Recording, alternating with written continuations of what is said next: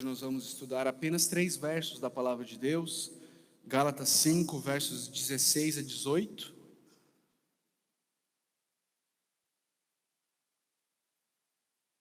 Peço que você ouça com fé a leitura da palavra de Deus. Gálatas 5, 16 a 18. Por isso digo, vivam pelo Espírito, e de modo nenhum satisfarão os desejos da carne. Pois a carne deseja o que é contrário ao Espírito, e o Espírito o que é contrário à carne. Eles estão em conflito um com o outro, de modo que vocês não fazem o que desejam. Mas se vocês são guiados pelo Espírito, não estão debaixo da lei. Vamos orar ao Senhor? Pai Santo, nós nos colocamos diante do Senhor, pedindo, Pai, por graça e misericórdia para esse tempo juntos aqui, meu Deus. Pedimos que o Senhor nos capacite a ouvir a Tua voz, pedimos que o Senhor nos capacite a ter gosto pela Tua palavra, Deus. Senhor, se irmãos e irmãs que estão aqui nessa noite ainda não tem gosto pelo estudo da Tua palavra, não tem gosto por ouvir a Tua palavra, Deus, eu suplico ao Senhor que o Senhor dê a eles esse gosto, Deus. Coloque aí no coração deles o desejo, Pai, por ouvir a Tua palavra, por aprender do Senhor, por conhecer mais e mais o Senhor todos os dias da vida deles, Pai. Por favor, Senhor, nós oramos isso confiados no nosso Senhor e Salvador, Jesus Cristo. Amém. Queridos, nós estamos estudando a carta de Paulo aos Gálatas, estamos entrando na fase final da carta, na parte mais prática da carta de Paulo aos Gálatas, e nesse momento aqui, Paulo está fazendo uma transição de um problema da igreja que ele precisava lidar para um outro problema na igreja que ele também precisava lidar. O problema que ele passou lidando até aqui era o problema dos judaizantes que estavam na igreja, dizendo para as igrejas da Galácia que Jesus não era suficiente, que além de Jesus eles precisavam também obedecer à lei de Israel. Eles precisavam se circuncidar, por exemplo. E Paulo gastou vários versículos e capítulos dessa carta explicando isso, mostrando que Jesus Cristo é suficiente, que Jesus Cristo é tudo que a gente precisa, que na verdade se a gente adicionar alguma coisa a Jesus, a gente torna o sacrifício de Jesus insuficiente. E agora, no capítulo 5, ele começou a lidar com um outro problema, o problema da licenciosidade, o problema da libertinagem, o problema daqueles que pensavam que, bom, já que é pela graça, já que é Jesus, já que não preciso obedecer à lei, então eu posso viver do jeito que eu quiser. E no texto que a gente está, nós chegamos até o versículo 16, onde Paulo começa dizendo por isso. E quando nós lemos essa expressão por isso, a gente entende que a gente precisa voltar um pouquinho. A gente precisa entender do que Paulo está falando. Por isso o quê? O que é este isso ao qual Paulo se refere? E ele se refere especialmente ao que ele falou no versículo 13, onde ele diz assim: irmãos, vocês foram chamados para a liberdade, mas não usem a liberdade para dar ocasião à vontade da carne. Irmãos, vocês foram chamados para a liberdade, mas não usem a liberdade para dar ocasião à vontade da carne. Ao contrário, sirvam uns aos outros mediante ao amor. Quando Paulo, lá no versículo 16, diz por isso, é disso que ele está se referindo. Ele está se referindo ao fato de que a liberdade em Cristo não deve ser ocasião para a carne. Pelo contrário, eu e você deveríamos servir uns aos outros em amor. Por causa disso, mostrando o meio como eu e você podemos não dar vazão à carne, podemos servir uns aos outros em amor, Paulo vai dizer: por isso digo, vivam pelo Espírito. Vivam pelo Espírito. A ideia aqui é: andem no Espírito. O viver de vocês seja guiado, moldado, conduzido pelo Espírito Santo de Deus. A ideia aqui, isso aqui é um imperativo, é uma ordem, um imperativo presente, dizendo: olha, isso deve ser a sua constância, isso deve ser o seu caminhar, isso deve ser o seu dia a dia. Isso aqui é uma maneira de Paulo instruir os Gálatas, como ele fez no capítulo 3, versículo 3, olha aí na tua Bíblia, olha em Gálatas 3:3, olha o que Paulo já tinha dito para a igreja da Galácia. Ele já tinha dito assim: será que vocês são tão insensatos, que tendo começado pelo Espírito, querem agora se aperfeiçoar pelo esforço próprio? Paulo está voltando a esse tema, o tema de nós sermos dominados, liderados, guiados pelo Espírito Santo de Deus. O tema da gente entender que o Espírito não é só aquele que nos dá uma vida nova, não é só aquele que regenera a nossa vida, mas é aquele que comanda, guia a nossa vida cristã por todo o caminho, por todo o caminhar da vida cristã. Paulo está dizendo: vivam pelo Espírito. É uma ordem do apóstolo Paulo. E em seguida, ele traz um resultado.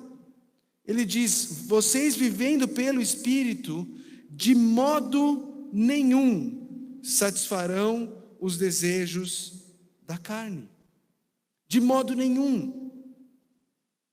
Um autor, um comentarista bíblico chamado Richard Longenecker, pelo nome ele é reformado, ele diz assim: para aquele que está em Cristo, portanto, o relacionamento com Deus e a vida vivida como cristão são iniciados, sustentados, dirigidos e inteiramente completos pelo Espírito. O Espírito não apenas nos dá a vida, o Espírito não apenas nos regenera, o Espírito, ele nos sustenta, ele nos dirige, ele nos completa. Nós não apenas começamos a vida cristã pelo Espírito, nós vivemos todos os dias da vida cristã pelo Espírito Santo de Deus, guiados pelo Espírito, no Espírito.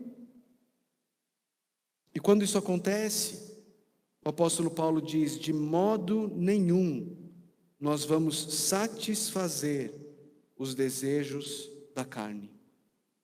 Queridos, essa palavra desejos, a palavrinha grega é epitomia, que quer dizer um super desejo, um desejo forte, um desejo ardente. É de onde muitas vezes a gente tira a palavra cobiça, é de onde muitas vezes a gente vê aquele desejo forte que controla, que guia, que comanda a direção da vida de uma pessoa. E cada um de nós tem esses desejos, queridos. Eu e você, nós temos desejos fortes em nosso coração, que controlam o nosso viver, que guiam a maneira como eu e você vivemos, que norteiam muitas das nossas decisões. Nós temos estes desejos fortes em nosso coração. Paulo está dizendo que se eu e você aprendermos a andar pelo Espírito, de modo nenhum, é uma negativa dupla no grego, de modo nenhum, nunca, jamais satisfaremos os desejos da carne. Queridos, esses desejos muitas vezes não são por coisas ruins. Na maioria das vezes, esses super desejos que comandam e guiam o nosso viver são coisas boas. São coisas boas. Nós queremos coisas boas. Pense, por exemplo, numa pessoa que quer se manter em forma. É algo bom ou ruim? Algo bom ou ruim? Poliana, cadê a Poliana? Está na classinha, senão eu ia ter ouvido um mais forte aqui, não é? Mas é algo bom, mas pode se tornar extremamente danoso quando isso passa a comandar o seu viver. Quando você começa a viver para ser saudável, ao invés de ser saudável para viver. Comer é bom ou ruim? Alguns vão falar é ótimo, não é? É ótimo. É ótimo, Mas começa a se tornar um problema quando eu deixo de comer para viver e eu passo a viver para comer. Proteger os nossos filhos é bom ou ruim? É bom, mas passa a ser um problema quando eu passo a entender que a proteção dos meus filhos está nas minhas mãos. Se eu não cuidar dos meus filhos, se eu não proteger os meus filhos, e eu passo a me ver como mais importante do que o Senhor, e eu deixo de descansar no Senhor, porque eu preciso estar no controle, eu preciso proteger, eu preciso cuidar. Ganhar dinheiro é bom, mas passa a ser um problema quando eu começo a achar que depende de mim e eu começo a viver para ganhar dinheiro, ao invés de ganhar dinheiro para viver. Essas coisas vão se tornando problemas, essas coisas são super desejos que controlam o meu e o seu coração. Veja o que o conselheiro bíblico, saudoso conselheiro bíblico falecido esse ano, ele nos diz. David Powlison diz assim: se idolatria é o termo característico e resumido do Antigo Testamento para a nossa tendência a nos afastarmos de Deus, então desejos, epitomia, é o termo característico do Novo Testamento para o mesmo movimento, o afastar-se de Deus. O Novo Testamento funde o conceito de idolatria e o de desejos excessivos que governa a vida, para falar de concupiscência, cobiça, anseio, exigência gananciosa. O que o David Powlison está dizendo é, da maneira, no Antigo Testamento o termo usado era idolatria, no Novo Testamento o termo usado é desejo forte, e parece que no Novo Testamento essas duas coisas elas se combinam, para falar de um desejo forte que governa a vida. A minha vida passa a girar em torno disso, a minha vida passa a girar em torno do que eu como, a minha vida passa a girar em torno dos meus exercícios, a minha vida passa a girar em torno dos meus filhos, a minha vida passa a girar em torno do dinheiro. Paulo está dizendo: vivam pelo Espírito e de modo nenhum satisfarão os desejos da carne. Em seguida ele começa a mostrar essa dinâmica. Por que isso é verdade? Ele diz: pois a carne e o espírito são antagonistas. Ele diz: pois a carne deseja o que é contrário ao espírito, e o espírito o que é contrário à carne. Eles estão em conflito. Em conflito. E deixa eu te falar, você vê esse conflito na sua vida?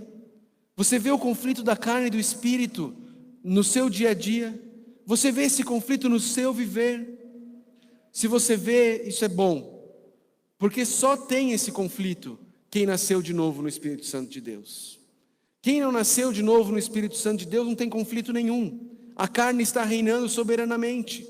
O apóstolo Paulo nos diz na carta aos Efésios que nós estávamos mortos nos nossos delitos e pecados. Nós vivíamos de acordo com o príncipe deste mundo. Nós éramos escravos dos nossos desejos. Mesma palavrinha que aparece aqui. Não tem conflito. Enquanto você não se torna um cristão pela obra regeneradora do Espírito Santo, não tem conflito. Porque se você não tem o Espírito Santo em você, não tem conflito. A sua carne reina. O que você deseja, o que a sua carne deseja, é isso que você busca, é isso que você quer. Não tem conflito. Pode ter conflito entre a tua carne e as conveniências da sociedade. Pode ter esse conflito. E você não faz tudo que a tua carne deseja porque você tem medo do que os outros vão pensar. Mas conflito de carne e espírito em quem não foi nascido de novo não existe. Mas para aqueles que nasceram de novo, esse conflito ele é uma realidade. Ele é um fato. A carne militando contra o espírito, um contra o outro. Porque o desejo dos dois são absolutamente distintos. A carne deseja o mal, a carne deseja te glorificar, a carne deseja te exaltar, a carne deseja fazer com que a tua vontade seja sempre feita. A carne diz: venha a nós o meu reino, seja feita a minha vontade, assim na terra como no céu. Mas o Espírito não existe para te glorificar. Veja comigo o que João 16, o que Jesus diz lá em João 16, que era a missão do Espírito. Acompanhe comigo, não está projetado, não tem na projeção, mas acompanhe comigo João, Evangelho de João, capítulo 16.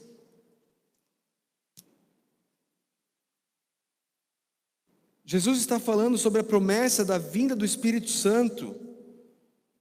Ele diz no versículo 13: mas quando o Espírito da verdade vier, ele os guiará a toda a verdade, não falará de si mesmo, falará apenas o que ouvir, e lhes anunciará o que está por vir. Verso 14: ele me glorificará, ele me glorificará. Qual é a função do Espírito Santo na vida do cristão? Glorificar Jesus. Fazer com que Jesus seja exaltado na vida dele, fazer com que Jesus seja adorado, exaltado, engrandecido na vida do cristão. Esse não é o desejo da carne. O desejo da carne é fazer o que eu e você queremos. O desejo da carne é nos exaltar, é nos colocar acima de todo mundo. E nos colocando acima de todo mundo, nós nunca iremos servir sacrificialmente em amor o nosso próximo, como Paulo acabou de dizer nos versos 13, 14 e 15 de Gálatas 5.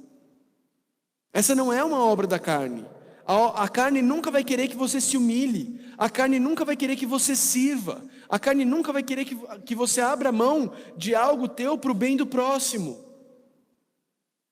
Mas o Espírito quer te levar a se humilhar diante de Deus. O Espírito quer te levar a se humilhar diante de Deus, servindo ao próximo, amando ao próximo, se doando pelo próximo para a glória de Jesus. Essa é a obra do Espírito nas nossas vidas. Por isso eles estão em conflito. Paulo termina o versículo 17 dizendo: de modo que vocês não fazem o que desejam. Existe muito debate sobre o que essa frase significa. Alguns estudiosos acreditam que essa frase significa que a gente quer fazer o bem, mas que por causa da carne a gente não faz. Ok? Alguns estudiosos vão dizer que é isso. Outros estudiosos vão dizer que é por isso que o que você quer é fazer o mal, mas o Espírito te leva a fazer o bem. E outros estudiosos, e eu concordo com eles, vão dizer que o que essa frase significa é que, na real, no fato, de verdade, nenhum de nós é livre para fazer o que você quer. Você vai estar sempre ou obedecendo a carne, ou obedecendo o Espírito. Ou você vai estar fazendo o que a sua natureza pecaminosa te leva a fazer, te chama para fazer, a sua natureza caída, ou você vai estar fazendo o que o Espírito Santo de Deus te mostra que é belo, que é lindo, que é desejável. E você vai obedecer ao Espírito Santo. Ou um ou outro. Ou um ou outro. E queridos, muito dessa luta tem a ver com o que nós alimentamos mais. O que nós alimentamos mais. Pastor, como é que eu vou alimentar o Espírito Santo de Deus? Não é do Espírito Santo de Deus que eu estou falando. Eu estou falando da tua natureza espiritual agora que você nasceu de novo no Espírito Santo de Deus. Quem vai vencer a luta dentro de você é quem estiver mais alimentado, é quem estiver mais forte. Acontece que a carne ela é alimentada no automático. A carne ela é alimentada ladeira abaixo. Você está no ponto morto e o carro está indo. E ela está alimentando ali, ó. Agora, para alimentar a nossa natureza espiritual, para alimentar a nossa vida espiritual, exige disciplina. Exige que eu e você nos organizemos, nos disciplinemos para isso. Busquemos bons conteúdos, investamos tempo ouvindo a palavra de Deus, meditando na palavra de Deus, orando ao Senhor. Mas uma coisa você pode ter certeza, meu irmão, minha irmã. Ou estaremos sendo guiados e liderados pelo Espírito Santo de Deus, ou pela nossa natureza pecaminosa. Uma coisa ou a outra. Paulo termina esse texto dizendo assim: Mas se vocês são guiados pelo Espírito, não estão debaixo da lei. Essa palavrinha, mas se vocês estão guiados, são guiados pelo Espírito, ela é uma construção condicional, que nessa língua que foi escrita, ela é de primeira classe, que traz uma ideia de que é algo que ele já considera real. A ideia aqui é, mas já que vocês são guiados pelo Espírito, mas já que vocês estão sendo liderados, vocês estão sob a influência, direcionados continuamente pelo Espírito Santo de Deus, vocês não estão debaixo da lei. Nós não estamos mais debaixo da maldição da lei. Nós estamos debaixo da lei de Cristo. Nós não estamos mais diante da maldição da lei de Israel. Nós agora servimos ao Senhor Jesus Cristo. Nós somos guiados pelo Espírito e não pela lei. Queridos, o que isso aqui nos ensina? O que esse texto aqui curto tem a nos ensinar sobre nossa vida prática? Eu queria dar algumas aplicações muito práticas para a gente em relação ao que esse texto aqui tem a nos ensinar. Primeiro, existe um pêndulo na natureza humana que vai do moralismo para a libertinagem. Existe um pêndulo que naturalmente caminha entre um e outro.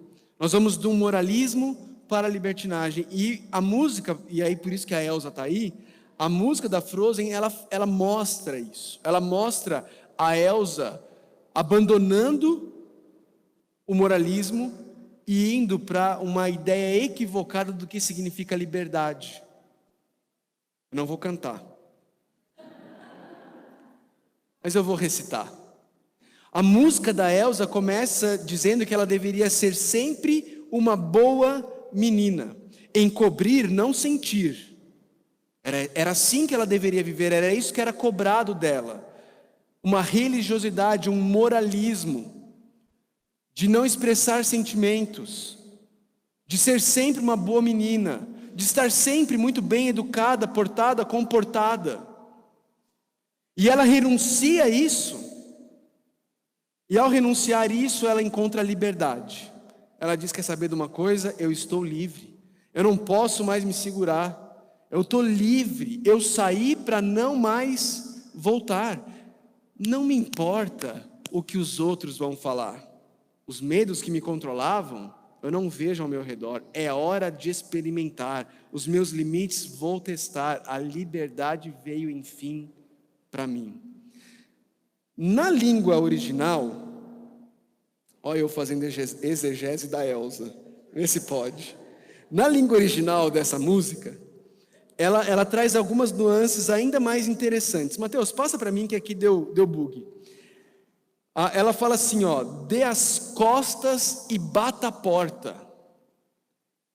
Ela diz: não tem certo, não tem errado, sem leis para mim, eu sou livre.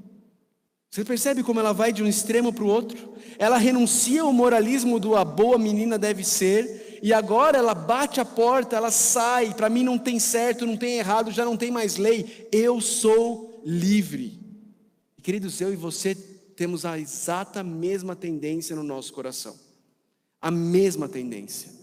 Da religiosidade, do moralismo, do eu tenho que ser a boa menina, eu tenho que obedecer, eu tenho que estar vivendo dessa forma para conquistar e agradar a Deus. Ou então, quando eu entendo que eu não agrado a Deus mais através da minha obediência, que eu agrado a Deus através da fé no Senhor Jesus Cristo, do que Ele fez, nós corremos o risco de ir para a libertinagem. Nós corremos o risco de ir e dizer assim: agora eu sou livre, não tem mais certo, não tem mais errado, eu posso viver a vida do jeito que eu quiser. E quer saber de uma coisa? Eu não estou nem aí para o que os outros vão pensar. O que importa é o que eu penso, o que importa é o que eu acho, são os meus sentimentos. Eu faço o que o meu coração mandar. Você percebe isso na nossa sociedade?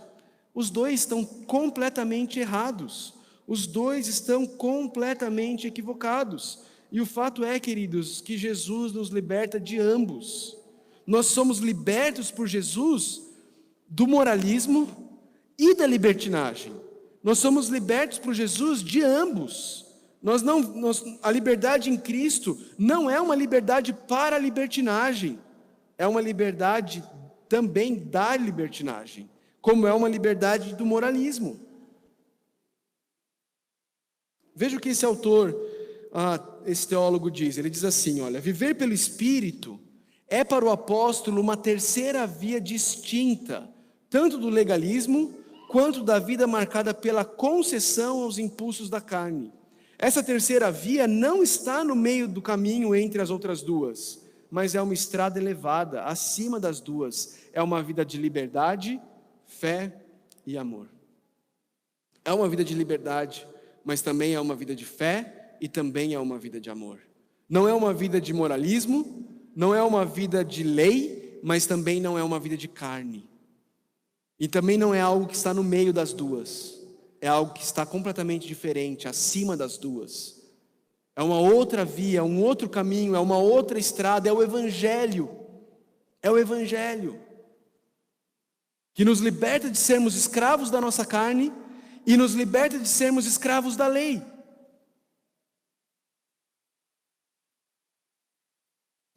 Deixa eu dar algumas aplicações práticas dessas ideias aqui. Moralismo diz para mim e para você, ouvir música do mundo é pecado. Ok? Talvez você já participou de igrejas que te ensinaram isso. Talvez até hoje você ainda pense isso. Se você ainda pensa isso, eu posso conversar mais com você depois e te explicar algumas coisas. Mas vamos lá. O moralismo vai dizer isso. A licenciosidade, pelo outro lado, no outro extremo, vai dizer, não existe música do mundo ou música cristã, portanto, ouça o que você quiser. Ouça o que você quiser. Não existe esse negócio de música do mundo ou música cristã. Mas o que a vida pelo Espírito diz? Lembra lá de João 16? Mas quando o Espírito da verdade vier, Ele os guiará a toda verdade. A toda verdade. Então o que a vida no Espírito diz sobre esse assunto? De fato, não existe música do mundo ou música cristã. Assim como não existe sapato do mundo ou sapato cristão. Existe música que prega a verdade e música que prega a mentira. Portanto, vou preencher minha mente com músicas que falam a verdade, sejam elas feitas por cristãos ou não. Porque tem um monte de música feita por pessoas que se dizem cristãos que está cheia de mentiras. E existe um monte de música feita por pessoas que não são cristãs que por graça comum estão cheias de verdade. Vocês percebem, irmãos, que a liberdade em Cristo, ela não me leva para a licenciosidade do agora eu faço o que eu quero. Não, ela me leva a ter uma mente cativa a Cristo, cativa ao Espírito, e pensar e entender o que o Espírito me leva a viver. Outro exemplo. Põe para a gente, Mateus. O moralismo te diz, não ir ao culto é pecado. E aí todos vocês já respiram aliviados, afinal de contas vocês estão aqui, não é? A licenciosidade, por outro lado, diz, a gente pode adorar em qualquer lugar. Portanto, eu não faço mais parte de igrejas locais ou não tenho as programações da igreja como uma prioridade na minha vida. Percebe? Eu fujo do moralismo religioso e eu vou para um outro extremo de licenciosidade. Mas o que o Espírito Santo nos diz? A vida pelo Espírito vai dizer, coloca para a gente, Mateus, por favor. Não deixamos, é o texto de Hebreus 10, 25, não deixemos de reunir-nos como igreja, segundo o costume de alguns, mas procuremos encorajar-nos uns aos outros, ainda mais quando vocês veem que se aproxima o dia. Quem foi que inspirou Hebreus 10, 25? O Espírito Santo de Deus. E queridos, o negócio é tão sério, pega a tua Bíblia aí, vale a pena, pega aí e vai lá para Hebreus 10, 25.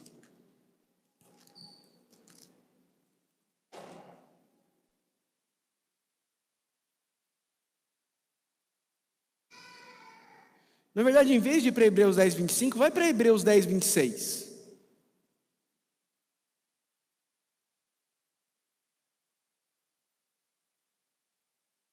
Olha o que o autor de Hebreus diz em Hebreus 10, 26 e seguintes. Se continuarmos a pecar deliberadamente, depois que recebemos o conhecimento da verdade, já não resta sacrifício pelos pecados. Qual é o contexto do que ele está falando aqui?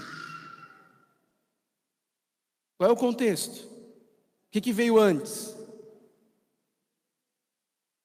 Hebreus 10, 25. Não deixem de congregar como é o costume de alguns. Olha para o 27, que o negócio fica pior. Mas tão somente uma terrível expectativa de juízo e de fogo intenso que consumirá os inimigos de Deus. Quem rejeitava a lei de Moisés morria sem misericórdia pelo depoimento de 2 ou 3 testemunhas. Quão mais severo castigo, julgam vocês, merece aquele que pisou aos pés o Filho de Deus, profanou o sangue da aliança pelo qual ele foi santificado e insultou o Espírito da graça. Quanta graça! Vocês entenderam qual que é o contexto dessa passagem? E como ela é dura, como ela é forte?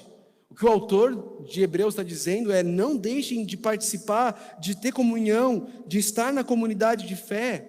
E aí ele vai dizer: porque aqueles que fizerem isso demonstrarão que rejeitaram a Deus, que rejeitaram o sacrifício, pisaram no sangue da aliança, rejeitaram o Espírito da graça, terão demonstrado que nunca, de fato, foram salvos. De fato foram salvos. Olha que texto duro. E aí vocês briguem com o autor de Hebreus, o que é difícil porque a gente nem sabe quem foi. Mas quando chegar no céu a gente descobre. Então qual que é a conclusão disso, queridos? Passa para mim, Mateus, por favor. A vida pelo Espírito, ao invés de dizer não ir ao culto é pecado, ou de dizer a gente adora onde a gente quiser, então esse negócio de igreja é bobagem, a vida pelo Espírito vai dizer: de fato, nós adoramos em espírito e em verdade, por isso podemos adorar de qualquer lugar. Mas este mesmo Espírito inspirou o restante do Novo Testamento e nos diz que deixar de congregar com os irmãos é profanar o sangue da aliança e insultar o Espírito da graça. Portanto, conclusão lógica: perseveremos e priorizemos com alegria a reunião dos santos. É isso, queridos. Esse é o nosso chamado. O chamado a vivermos uma vida pelo Espírito. Lembrando do que Paulo diz aos Efésios, que há um só corpo, um só Espírito, um só batismo, uma só fé. Um só Deus e Pai de todos. Por isso nós queremos viver nessa unidade do Espírito Santo. Vocês estão conseguindo entender, queridos, essa questão? De que a liberdade em Cristo, ela nos tira desse moralismo da observância da lei, mas ela não nos leva a essa licenciosidade, essa libertinagem do eu vivo a vida cristã como eu quero, desleixadamente, de qualquer jeito. Não. A vida pelo Espírito, ela nos tira da moralidade, ela nos tira da libertinagem, e ela faz com que a gente viva uma vida centrada no Evangelho, centrada na graça de Deus, centrada no liderar do Espírito Santo de Deus, que nos ensina, que nos instrui a vivermos dessa forma, que nos capacita a vivermos dessa forma. Porque se não for o Espírito Santo de Deus, a gente não vai conseguir. Nós vamos viver pela carne. Se não for o Espírito Santo de Deus, os desejos fortes da carne é que vão dominar o nosso ser. A preguiça vai falar mais alto, o individualismo vai falar mais alto, o egoísmo vai falar mais alto, a cobiça vai falar mais alto. As obras da carne que nós vamos ver semana que vem vão falar mais alto. Olha aí, para você já ter um gostinho, ou melhor, não tem um gostinho não. As obras da carne são manifestas: imoralidade sexual, impureza e libertinagem, idolatria e feitiçaria, ódio, discórdia, ciúmes, ira, egoísmo, dissensões, facções, inveja, embriaguez, orgias e coisas semelhantes. Eu os advirto, como antes já os adverti: aqueles que praticam essas coisas não herdarão o reino de Deus. Se eu e você não vivemos pelo Espírito, é isso que nós vamos viver. O nosso natural é esse. O nosso caminho natural da nossa natureza caída é esse. Mas graças a Deus nós temos o Espírito Santo de Deus habitando em nós, e Ele está em guerra com a nossa carne. Ele está em guerra com a nossa carne. E Ele nos mostra o caminho elevado para nós vivermos. Nem no moralismo, nem na libertinagem, mas vivendo uma vida centrada no Evangelho, capacitados pela graça, dispostos, desejosos e alegres a obedecer a Jesus, fruto de gratidão por tudo que Ele tem nos dado, por tudo que Ele fez por nós na cruz do Calvário. Nós queremos viver essa vida não para ganhar nada, não para barganhar com Deus, não para poder conquistar algo diante de Deus, mas por pura gratidão por aquele que entregou o seu próprio Filho na cruz do Calvário por nós. Que Deus nos ajude. Vamos orar. Senhor Deus, nós te damos graças, Pai, pela Tua palavra, nós te damos graças pelo Teu Santo Espírito, te louvamos por sermos templo do Teu Santo Espírito, por podermos ser instruídos por Ele, direcionados por Ele. Obrigado porque quando queremos fazer o mal, Ele nos corrige, Ele nos cutuca, Ele não nos deixa em paz, e nós te louvamos por isso, Deus. Pedimos que o Teu Santo Espírito continue a nos santificar, Deus, a nos transformar segundo a imagem de Jesus Cristo, aquele a quem Ele veio para exaltar e glorificar, Pai. Que isso possa ser realidade em nossas vidas, Pai. Eu oro por aqueles irmãos em Cristo, Deus, que ainda estão apegados, presos ao moralismo, que ainda estão numa mentalidade de barganha com o Senhor, Deus. Eu oro para que o Senhor os liberte disso. Eu oro para que eles possam enxergar a Tua graça manifesta na cruz do Calvário. Eu oro para que eles possam ouvir a voz de Jesus Cristo bradando na cruz: está consumado, e possam encontrar liberdade, Deus. Mas eu oro também por aqueles meus irmãos em Cristo que têm compreendido de forma equivocada a graça de Deus, têm vivido numa vida de licenciosidade, de libertinagem, vivendo de acordo com a carne, fazendo aquilo que eles querem, do jeito que eles querem, sendo senhores do seu próprio destino. Eu peço que o Senhor traga arrependimento a eles, Deus. Que o Senhor coloque fé no coração deles, para que eles possam ver que o caminho melhor é o caminho da obediência alegre, motivada pela graça, capacitada pelo Espírito Santo de Deus. Eu te peço por isso, Senhor, em nome de Cristo Jesus. Amém.